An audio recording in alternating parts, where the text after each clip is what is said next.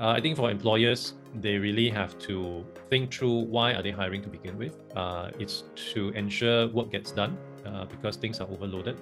You're not hiring for a beauty pageant because the most beautiful person could become the most useless worker. So what's the point then? And of course, to come up with a very transparent process, which I think for the longest part of my recruitment history was definitely lacking in many companies.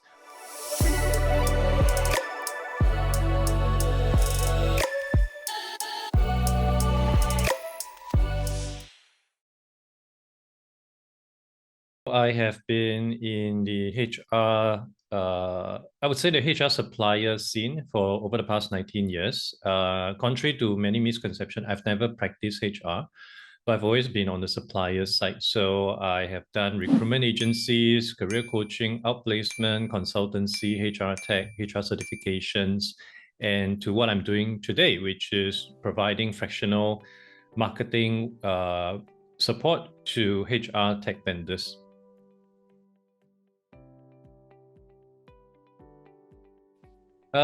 Recruitment, firstly, was something that I did, I would say, out of desperation. So when I was thinking of starting a recruitment business, I was facing my third possible consecutive retrenchment.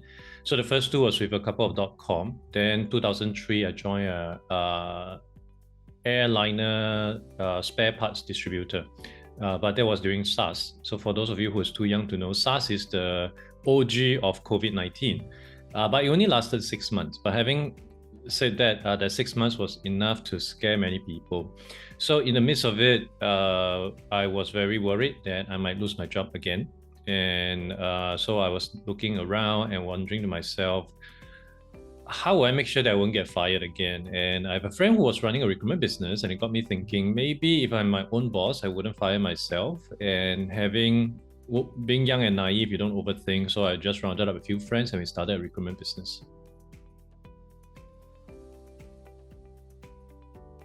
So moving from that to Marketing Sumo, Marketing Sumo really came about after I decided to leave my previous job. My previous job was in a HR certification body.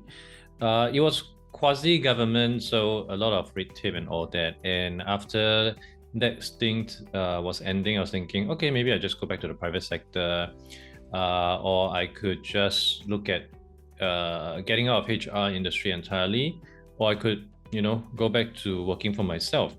I was actually very much aligned to going back to the private sector until I detected a red flag in one of my advanced job interview. So for those of you who may know me, I mean, I've gotten quite a fair bit of spotlight when it comes to certain HR matters.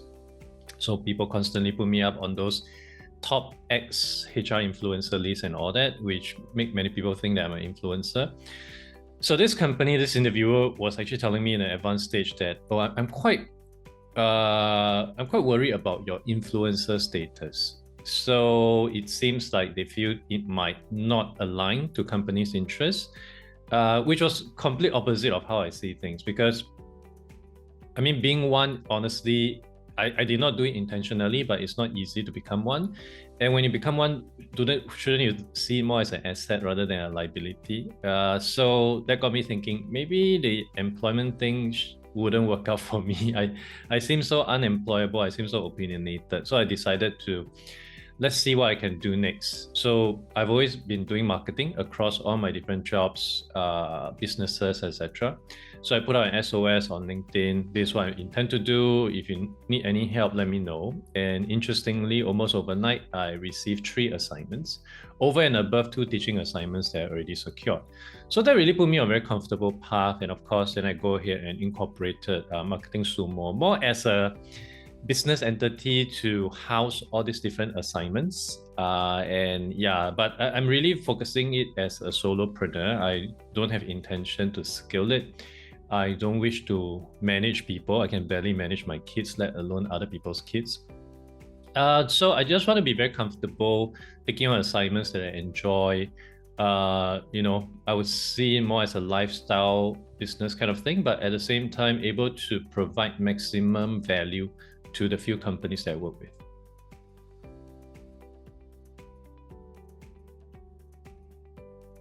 I think across all facets of organization, marketing is really important because the best, whatever you're trying to sell, would not matter if people do not know about it. And especially when it comes to a very saturated space. I mean, recruitment services back then was pretty saturated. As of now, Singapore has maybe about 5,000 registered employment agencies. It's really a lot. And it will reach a time where everything become commoditized. So how do you discern one from another? You have to then look at different ways of reaching out to your audience, and importantly, using a more long tail angle to rope in your traffic. So I'll give you an example. In 2013, we put together a survey, and the name of the survey is called Bad Hire Survey. And this was pre-Google Forms day, so it was quite tricky to compile all those responses. And given that we did not have the budget to engage an external agency, we basically reach out to people that we know, people that we wish to know, try to incentivize them. You know, if you complete this, you may get a $10 Starbucks card. But importantly, asking them questions. Where did your worst hire come from? How did that happen? How long did they stay with the company? What do you think went wrong? What do you think were the implication, etc., etc.? And because of the different swing we have to it, and also the media really love this kind of stuff, so it went viral. Mainstream media picked up, and of course, next year we did another run as well.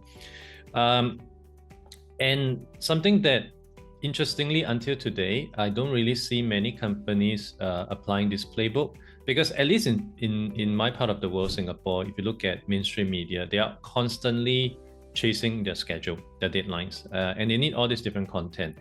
And time after time, you keep seeing, Kelly Services Salary Guide of the Year, Adecco Salary Guide 2023.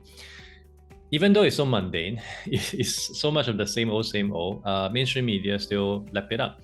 So any differentiated angle, I'm very certain mainstream media would do so. But having said that, you don't really see many companies trying to pursue all this. The other interesting survey that I've seen within the HR space was done, I think, back in 2009. It was by a company called Job Central. They were a job board. They got acquired by Career Builders, and thereafter are very quiet. But they did this thing called the Happiness Index Survey, which I felt was pretty interesting because they go and ask employees, what makes you happy at work, what can make you more happy at work, that kind of stuff. And I think many companies are still quite reluctant to do so for a variety of reasons, but one probably is because it is a bit harder than just pushing out a blog post, writing a white paper. So my take is, if you keep doing the same thing as everyone else, then you're going to get the same results as everyone else. So I think marketing really have to notch up and explore things and explore uncharted territory, explore hard work, because by virtue of it being hard, your competition will be less inclined to try and do the same thing.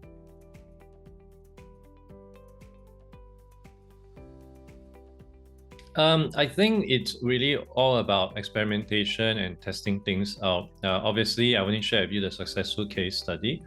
There are plenty of stuff that we tried before that didn't work. We tried to come up with an advertising campaign, trying to impress across to our audience, which are companies that are recruiting, that if you hire the wrong people, things will not work out, which is quite a common approach for many companies. But because it's an ad campaign, so we have, for instance, a clown sitting behind a bank teller to impress across that, if you hire someone who is misfit, things will not work out, things along that line.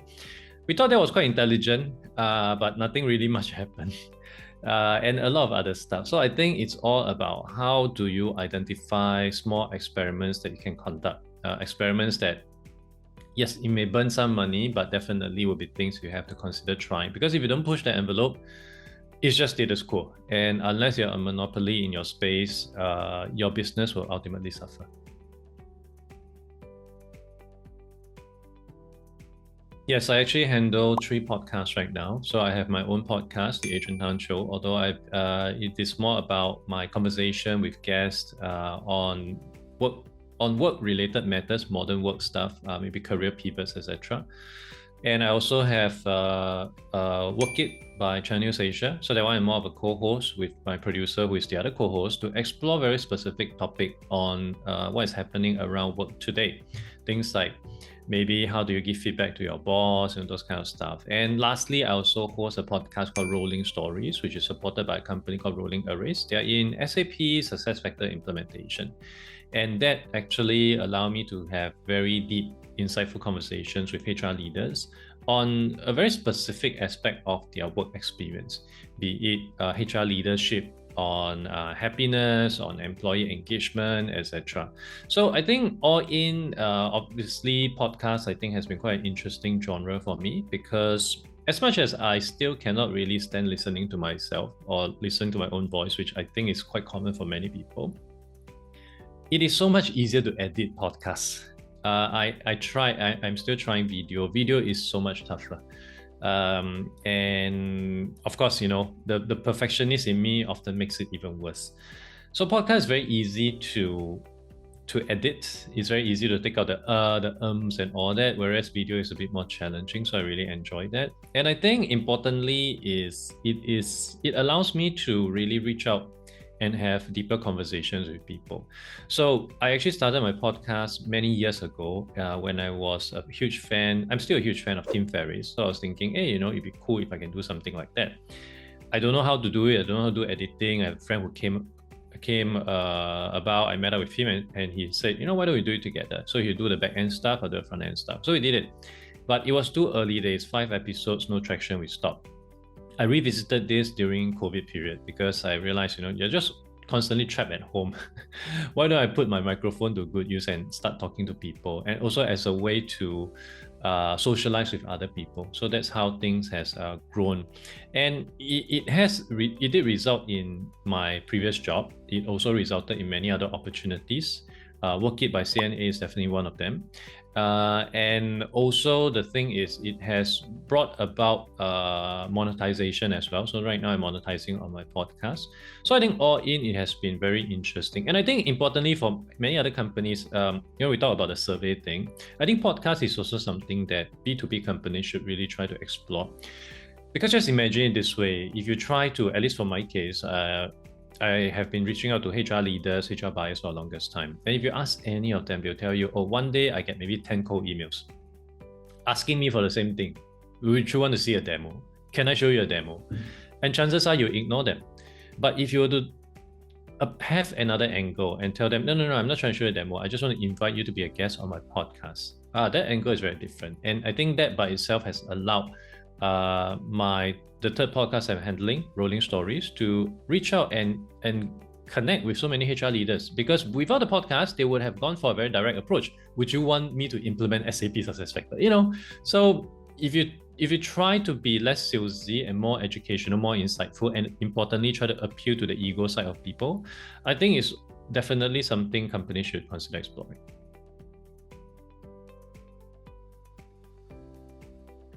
I think the key thing that I really enjoy doing podcasts, honestly, this is quite cynical, is whenever a guest were to tell me, that's a good question, because it shows that I am very thoughtful about the things I'm asking.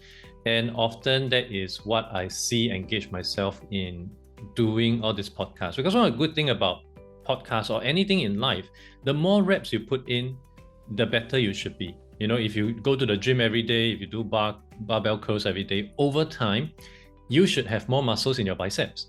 And that is the case for podcasts as well. I should be able to ask more intelligent questions. And even if I don't have to prepare for it, I should be able to wing it easily, which has helped me to some extent in becoming better moderator, better speakers, and other kind of scenarios.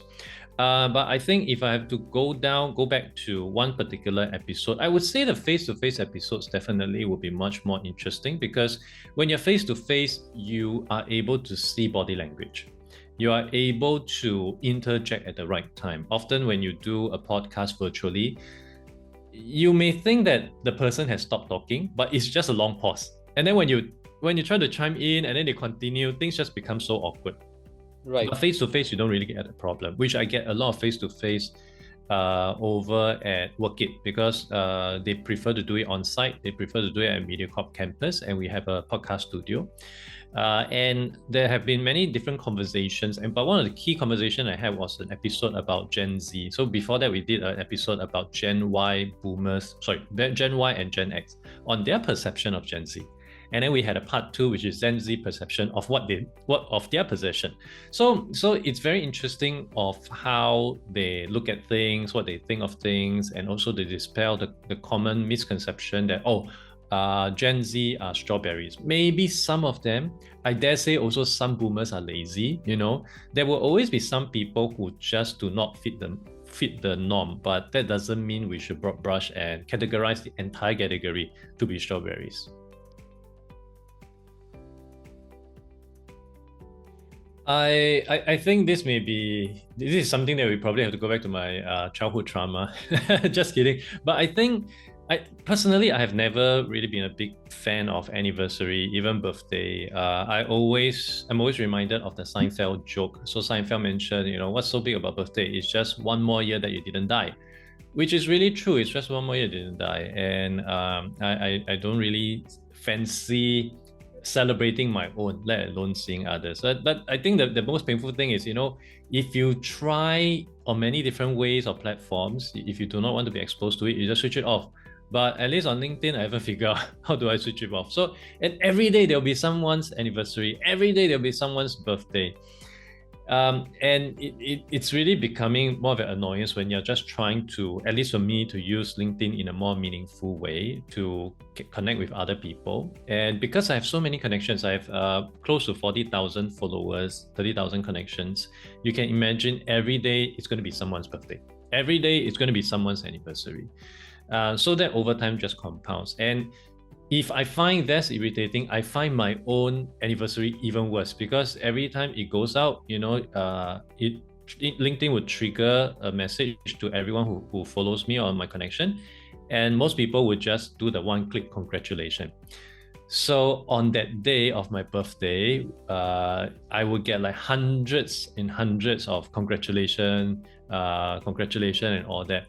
When all I want to do is I just want to go back to the previous conversation I had with my customer yesterday. I just cannot find it anymore because it's buried all down. So yeah, so those are the little annoyance that I find in my life. Very, very, very first world problem, but yeah, those are still my pet peeve.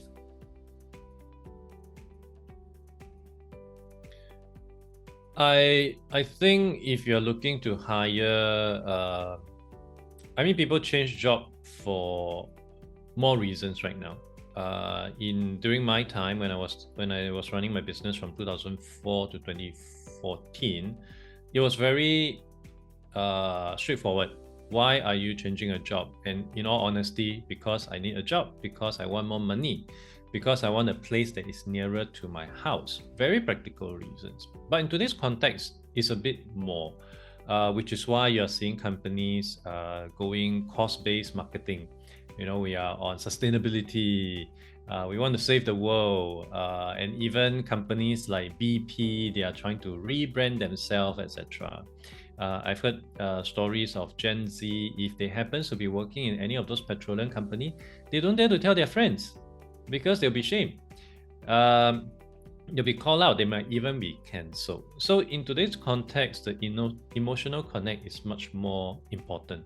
It goes beyond just monetary requirement, which is still important. But I think the younger generation perhaps have grown up in a different era where you don't really have to go through hunger even for one meal, unless you do it deliberately due to intermittent fasting. But no one will do unintentional fasting. So they already have covered many different bases of their life, shelter, staying with my parents, food, my mom feeds me, that kind of stuff. So what's next? So you constantly climb up the ladder. And I think from a company perspective, you have to appeal for people who are on the higher level of those ladder. What's the purpose? What's the value? What's the connection? How's my boss like? How do they look at mental well-being? If I'm burnt out, what would the company do? What would my boss do? Things like that. All these things are actually much more important. And I think maybe specific to Singapore's problem, we have a very, very low supply of talent. compounded by the fact that we have very, very low total fertility rate. So over time, in fact, starting from now, it's going to be more and more challenging because you're just going to have more jobs. Singapore is not going to stop bringing in new businesses to open office here, but you're going to have more jobs, you're going to have less people, and by 2030, net zero population growth. So what's going to happen? Either you bring more people, another set of social issues, or you just have to do things otherwise, or you just have to make your position, your company much more appealing to a younger generation. So I think companies really have to look at things from that basis. And maybe if you're not prepared to do anything right now, you don't have to, but you really should start experimenting and see what may work, what may not work. Don't wait until you realize, oh no, there's not enough people coming out from NTU, NUS, and then you start to look around for solution. Well, back then, honestly, there wasn't much to speak of. I remember when I started my business, I was putting in 6 days week, 9 to 11 p.m. Monday to Friday, and then 9 to 6 Saturday.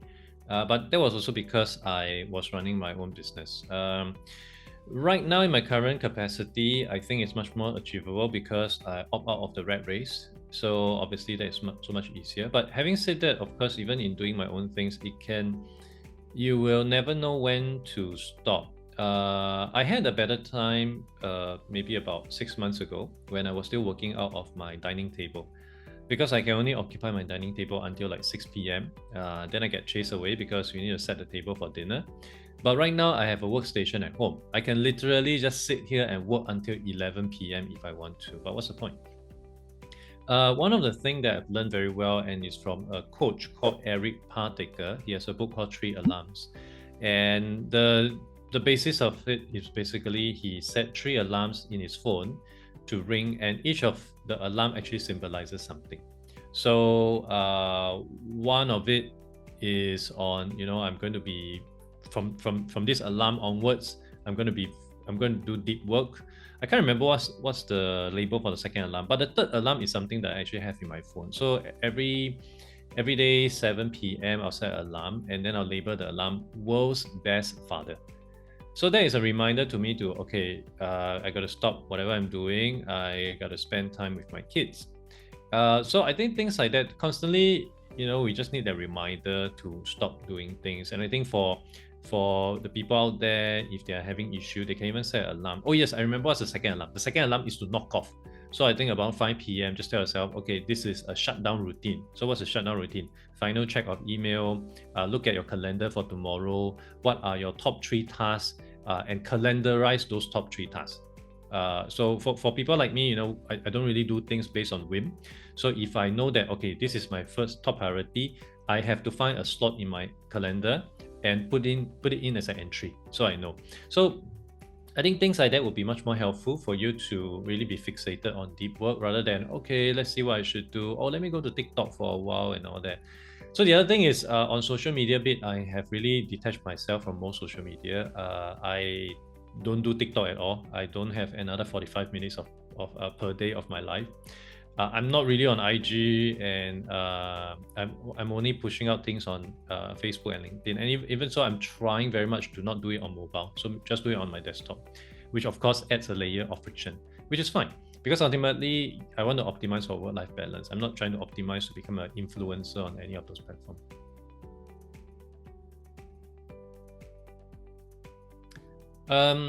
I remember many years ago, I attended an event called Sourcing Asia. And during the event, a speaker actually shared quite a number of very interesting recruitment practices of different companies. And some of them may feel very antiquated by now, and bear with me because this event happened a few years ago, but I think it's still really, really interesting. So one of the example was IKEA.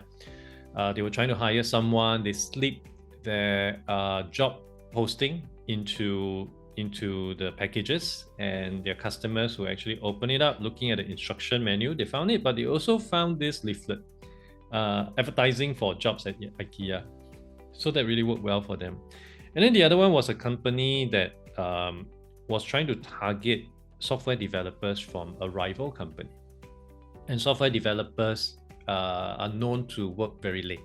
So what they did was they actually worked with a pizza company near the rival, whom they know the software developer will often buy the pizza from. And the pizza was then deliberately, or rather the cheeses was actually done very deliberately on the pizza that it looks like a QR code, very obvious QR code.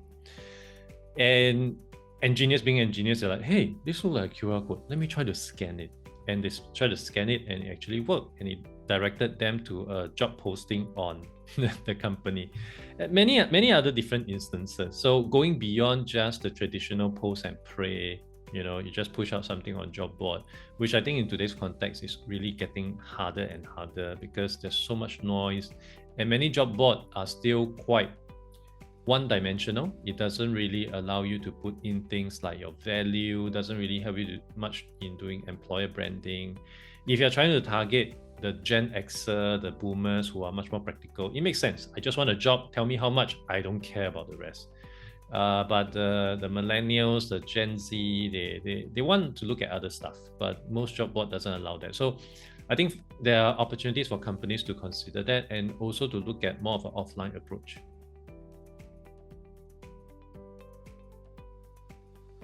Even prior to this wave of AI buzz driven primarily by ChatGPT, AI has already been used predominantly and very much in recruitment. Of course, the level of adoption varies across.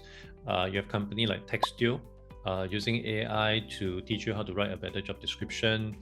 You have company like Hire Easy using AI to do outreach and also to identify the right candidate to reach out to.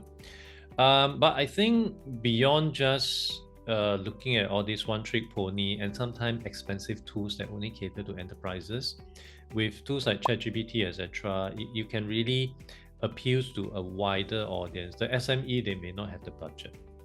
And beyond just coming out with easy templates you can copy and paste, but even put together some marketing approach. Like for instance, you can tell ChatGPT the IKEA case study, the pizza case study that I shared, and ask ChatGPT to come up with perhaps a few more examples or a few more campaigns similar to this, and then you have more campaigns. And it can be very specific. My target audience is different for IKEA. I'm not a furniture shop. I sell water bottle. I'm a petrol kiosk, whatever it may be. So really, the only thing you cannot solve for is laziness in a part of humans, because if people are lazy, they are resistant. And I've spoken with quite a number of HR. They're not even giving ChatGPT a chance. They, for whatever reason, too busy, I don't know how to do it, they just refuse to give it a go. So those are the things that you have to firstly tackle. But I think by and large, as we look beyond ChatGPT, you have also things like AutoGPT. I think it is definitely going to help in many instances in the way of perhaps sourcing for candidate, in doing your outreach to candidate. There was already a tool even before this AI buzz called Sales Whale, but they were targeting more towards people who are in lead generation. So using an AI which is embedded into your email, it can intelligently reach out to prospect and to go through a very natural conversation with them. Why can't you do it with your candidate? Because a lot of time for agencies, for even companies, when your candidate come in, it didn't work, what happened? They just sit there. And only when you have another job suitable for them, then you try to bring them up. But by then it's too late. Either they have moved on or their profile is completely obsolete. Where's the engagement? No engagement. So these are things that I believe AI and also automation can help to really manage and engage with your talent pipeline and not to make it so transactional.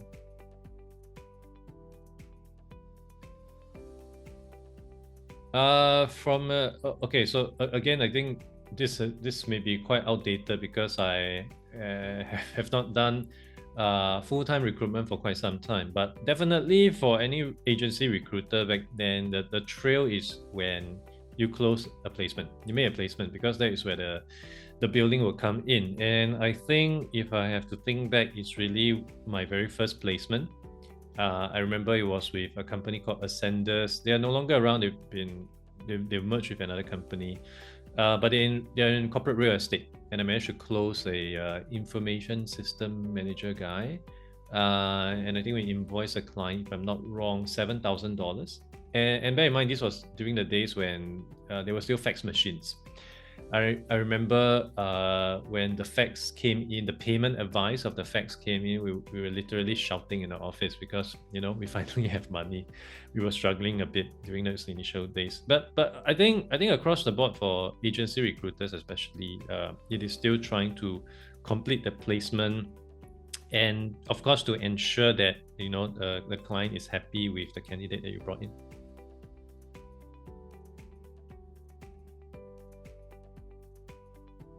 Pitch. I think if I look back, and again, this was quite some time ago, the most memorable one was this lady putting together a PowerPoint to present about herself, because most people would just, here's my CV, let me talk about myself. But for her, she actually put together a PowerPoint, which I find that quite impressive and unique.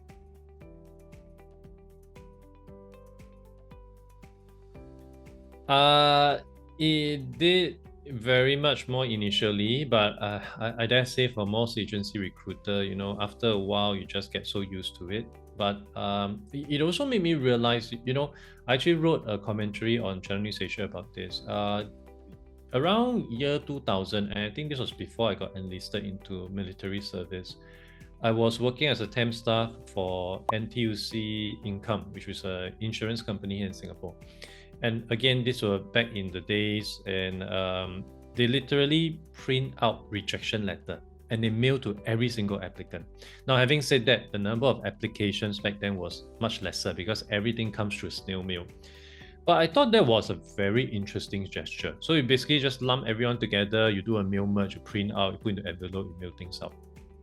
But in today's context, you don't really have that anymore. And I can understand why. Firstly, it's just too much work because of the volume of candidate.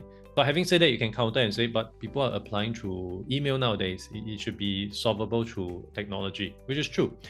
So the other thing that I was thinking about, I think it's also because when you send things out through mail, it's very one-sided. It's more of an announcement. It's top-down. It's like an edict from an emperor. Here it is, take it. There's no way you can reply. There's no conduit for you to come back to me. But when it's through email, people may reply, they may WhatsApp you, etc. And I've seen many cases where you just want to tell a candidate, hey, you were not selected. Thank you so much. Thank you for trying. Better luck next time. Just a 1-minute announcement turned into a 30 minutes debate on why the employer is wrong, why they think they are the best candidate, etc. And it's very time consuming, it's very draining to have this kind of, at least from my perspective, unproductive conversation. So after a while, you just think to yourself, okay, maybe I will just let it go cold by itself because you do not want to evoke any new 30 minutes unproductive conversation. So I think if I have to look back, that is probably one of the more painful experience when it comes to delivering bad news to candidates, at least some candidates. The challenge is, as agency, we are constantly caught in the middle. Some employers can be extremely unethical and very discriminatory when it comes to why they reject this person, why they select another one. But how do we frame it across to our candidate? That's the tricky part. I think for employers, they really have to think through why are they hiring to begin with. It's to ensure work gets done because things are overloaded. You're not hiring for a beauty pageant. Because the most beautiful person could become the most useless worker. So what's the point then? And of course, to come up with a very transparent process, which I think for the longest part of my recruitment history was definitely lacking in many companies. Why were you selected? Why that person is not selected? Why, even internally, why is this person promoted? Why is that person not promoted? How do I get promoted from A to B? So all these are not transparent. When I'm a gamer, so when it comes to games, it's very simple, right? Every small creatures I hit, I get 1 XP. If I hit the boss, if I kill the boss, I get 100 XP. If I clock 1000 XP, I go up to level 2. But many companies back then, and in fact I dare argue even until today, they don't have that kind of visibility, which makes things very tough. You're just playing a game that you can never have a clear understanding of the rule. So I think that is something that companies need to come to terms with. And in fact, just by virtue of having very clear transparency on this in itself, and again, going to the notion that most companies are not doing this, it might naturally just become a very interesting proposition or EVP for the people that you're trying to target.